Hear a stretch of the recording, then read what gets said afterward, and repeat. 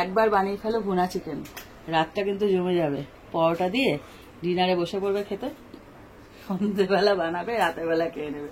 দুর্ধর্ষ স্বাদের এই রেসিপি। নমস্কার বন্ধুরা, আমার চ্যানেলে তোমাদের সবাইকে স্বাগত জানাই। আমার হাতে দেখো আজকে কি, এটা কি আজকে তৈরি করো ভুনা চিকেন। এখানে কি বলতো, একদম কি বলবো দেখাচ্ছি তোমাদের, কিমা। হ্যাঁ, চিকেনের একদম কিমা নিয়েছি। এখানে বোনলেসও নিতে পারো, উইথ বনও নিতে পারো, তবে আমি বলবো বোনলেস নেওয়াটাই ভালো। মুখে হাড় পড়লে ভালো লাগে না, হাড় পড়লে এটা ভালো লাগে না। দেখো একদম গুড়ি গুড়ি একদম, মানে এটা যখন ধোবে না তখন একটা ফুটো ফুটো ছিদ্রওয়ালা যে চালনিতে ধোবে, না হলে কিন্তু বেরিয়ে যাবে। আমি সেরকম ভাবে ধুয়ে নিচ্ছি পরিষ্কার করে, আর জলটা পুরো ঝরিয়ে নেবে যেন একদম জল না থাকে। তো চলো বিখ্যাত রেসিপি শুরু করা যাক, সেটা হলো ভুনা চিকেন। খাবে কি দিয়ে জানো? পরোটা দিয়ে। হ্যাঁ, পরোটা, নান অথবা রুটির সাথে যায়, এটা খুব ভাল লাগে। একদম ইজি, কিন্তু হেভি টেস্টি। ডিনার কেন, তোমরা যদি মনে করো আজকে ভাত খাবো না, আজকে দুপুরবেলা এটা খাবো, খেতে পারো। ডিনার বলে কোনো কথা নেই, তুমি লাঞ্চও খেতে পারো, রাতেও খেতে পারো, কোনো ব্যাপার নেই। তো চলো শুরু করা যাক। এই রেসিপিটা তৈরি করার জন্য একটা দারুণ মশলা তৈরি করতে হবে, যেটা পুরো ফ্লেভারফুল হবে। তার জন্য এখানে নিয়ে নিয়েছি দেখো দারচিনি, এখানে আছে সাজিরে, এটা হলো বড় এলাচ, তেজপাতা, জয়িত্রী, স্টার অ্যানিস, গোলমরিচ, ছোট এলাচ। এগুলো সব আমি একসাথে ভেজে নেব। এখানে কিন্তু লবঙ্গ নেই, লবঙ্গ ঝাঁঝটা দরকার নেই, তাই এই যেগুলো দিয়েছি সেগুলোই ভালো করে একটুখানি হালকা করে নেড়ে নিয়ে শিলনোড়ায় বেটে নেব। তো চটপট চটপট আওয়াজ শুরু হয়ে গেছে, কড়াইটা গরম হয়ে গেছে। তার জন্য দেখো মশলাটা পুরোপুরি একদম কালচে করবো না, লালচে করে একটু ভেজে নিয়ে এবারে তুলে নেবো। দেখো আওয়াজ হচ্ছে, তার মানে বুঝে যাবে যে হয়ে গেছে। এবার এটাকে আমি বেটে নেব, একদম মচমচে করে ভেজে নিয়েছি। আওয়াজেই বুঝতে পারবে কতটা মচমচে হয়েছে। হালকা চাপ দিলে একদম গুঁড়ো হয়ে যাবে। এই দেখো, প্রথমে তো মশলাটা ভেজে নিলাম, এবার আমি কড়াই বসিয়ে দিয়েছি, এইবার ভাজবো। এখানে নিয়েছি, দেখিয়ে দিচ্ছি তোমাদেরকে, পেঁয়াজ। এখানে নিয়েছি 1200 চিকেন, সেই অনুযায়ী আমি এখানে 4খানা বড় বড় পেঁয়াজ নিয়েছি। আর এখানে নিয়েছি রসুন, দেখো প্রায় 12-14 কোয়া। আর এখানে নিয়েছি আদা, আর এখানে টমেটো 2খানা বড় বড়, আর কাঁচা লঙ্কা। এগুলো সব আমি ভেজে নেবো। তার জন্য দিয়ে দিচ্ছি ঘি, একটু ঘি পড়ে বেশ, আর একটু সাদা তেল।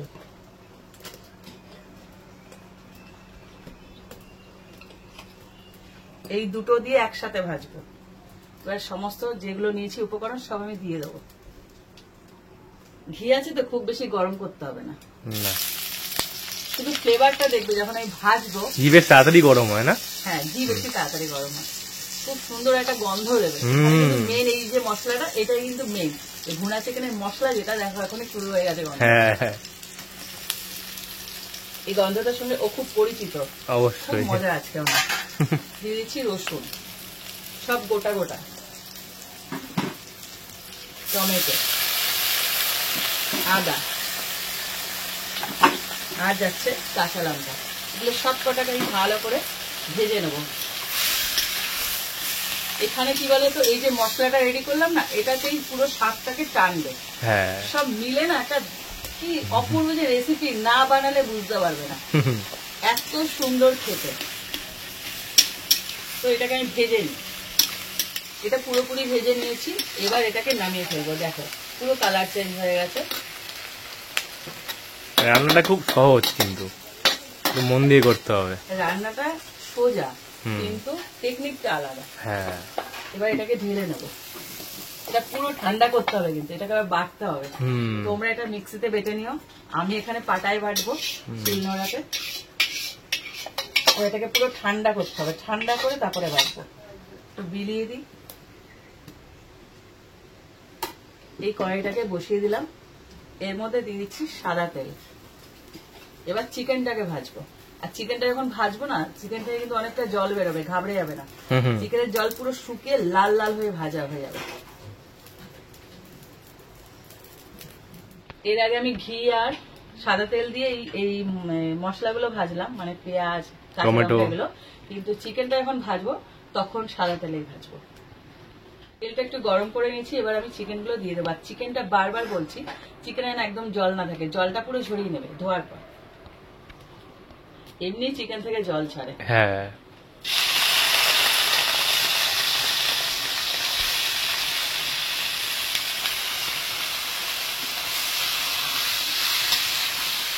এই রেসিপিটা জানো তো খেতে খুব সুন্দর, কিন্তু এটা না বেশি খাওয়া যায় না, এটা তোমার গ্যারান্টি দিয়ে বলছি, মুখ মেরে আছে। হ্যাঁ, অল্প দিয়ে খেতে হয়, চাইলেও বেশি খেতে পারবে না।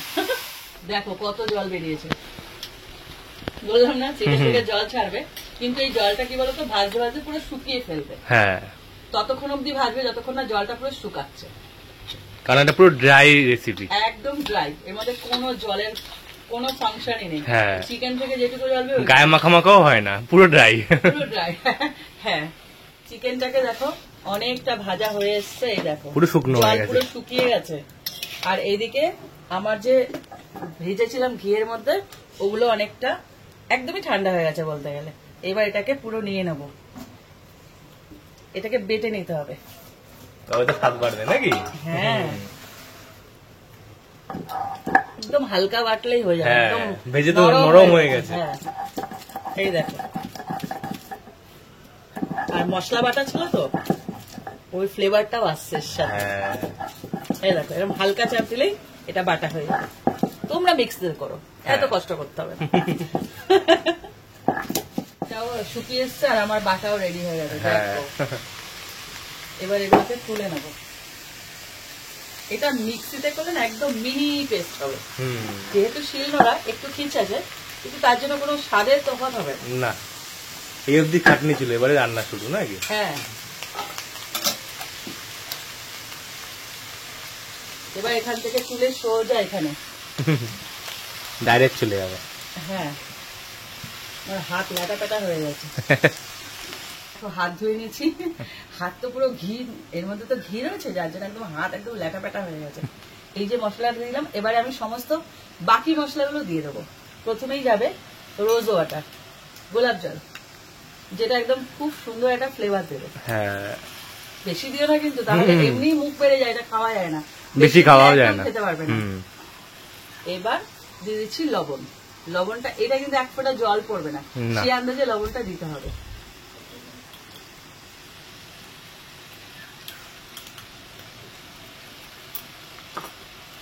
আর এই রেসিপিতে না ওখানে কাঁচা লঙ্কা দেখেছো আমরা ঘিয়ে ভেজে নিয়েছি, আমরা নয় আমি। আর যাচ্ছে কাশ্মীরি লঙ্কার গুঁড়ো, এখানে ঝাল হবে না কিন্তু, একটু ঝাল ঝাল মিষ্টি মিষ্টি হবে, কালার আসবে খুব সুন্দর। হ্যাঁ, দিয়ে দিচ্ছি চিনি, এটা কিন্তু মাস্ট, এটা করতেই হবে, মানে দিতেই হবে, এটা না হলে কিন্তু ব্যালেন্সটা ভালো হবে না, শুধু ঝাল ভালো লাগবে না কিন্তু, এটা দেবে।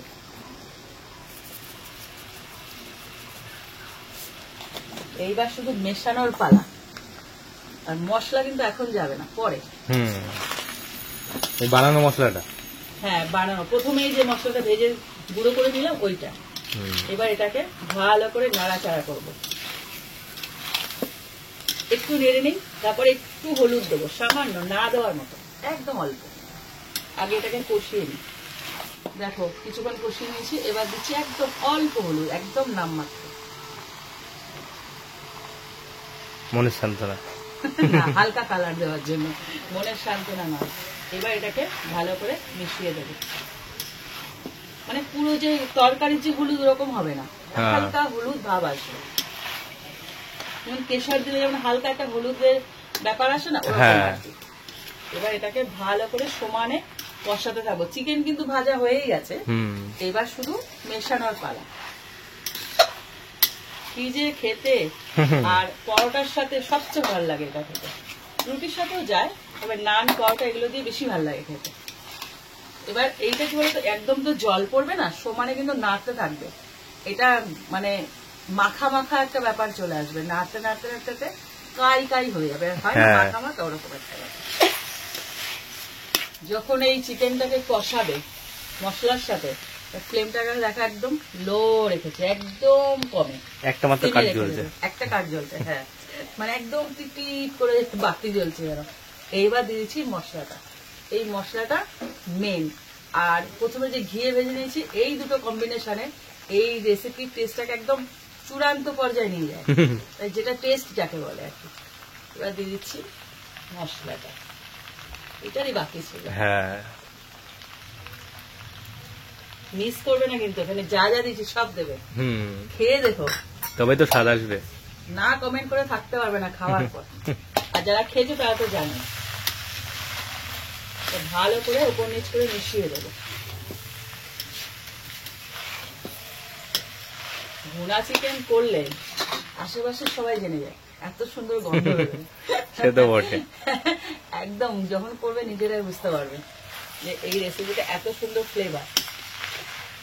চিকেনের অনেক রেসিপি খেয়েছে, এই রেসিপিটা না একদম মুখে লেগে থাকা রেসিপি। হ্যাঁ, পুরো বিয়ে বাড়ির মতন, বিয়ে বাড়ির যে স্বাদ পাও না সেম স্বাদ। ওই বিয়ে বাড়িতে এটা করবে না, কিমা তো বলবে কিপটে এইসব খাইছে, কিন্তু বিয়ে বাড়ির মতন স্বাদ আসবে। সাদা গন্ধ।